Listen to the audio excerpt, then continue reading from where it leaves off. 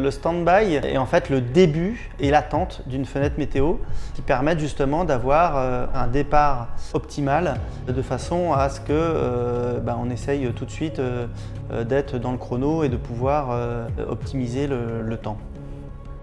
On a articulé donc, notre phase de stand-by sur 5 codes. Chaque code en fait correspond à une action qui doit être menée par l'équipe. On a le noir qui correspond à une météo qui n'est pas propice pour un départ. Ensuite on a un code rouge où là potentiellement on a un départ entre 72 et 96 heures. Ensuite on a un code orange qui est un départ entre 48 et 72 heures. Un code jaune qui est entre 24 et 48 heures et un code vert où là nous sommes à moins de 24 heures du départ.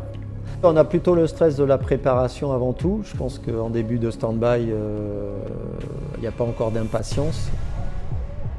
La météo pour le départ, elle est gérée entre Marcel Ventris, qui est notre routeur, associé à Charles et Franck. Avec ce groupe-là, on réfléchit un peu chacun de son côté, on donne son avis, on partage et quand il y a des opportunités, évidemment, on les pointe du doigt et on regarde plus précisément.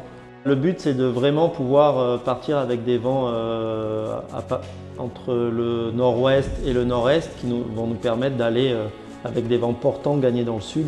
On est un peu le nez dans la météo et les routages en permanence et donc on est tous concentrés là-dessus. Ici, là, par exemple, ça c'est un anticyclone. L'anticyclone est dans notre ouest et on a tout ce flanc d'anticyclone pour gagner dans le sud le plus rapidement possible.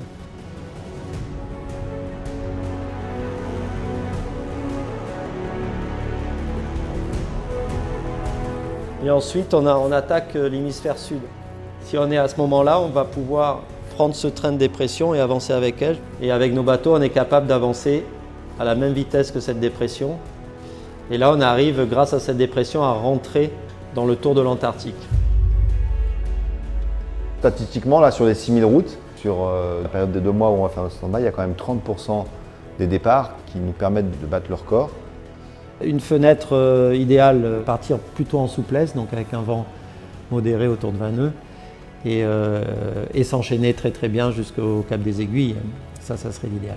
On a fait des études aussi pour voir quand on arrive bien ici, quel est le pourcentage de chance de battre le record après, en fonction de chaque tronçon. Et si c'est vrai que quand on a un bon temps ici, ça veut dire souvent qu'on a attrapé la bonne dépression, donc on arrive à traverser vite l'Indien et l'enchaînement se passe bien, quoi.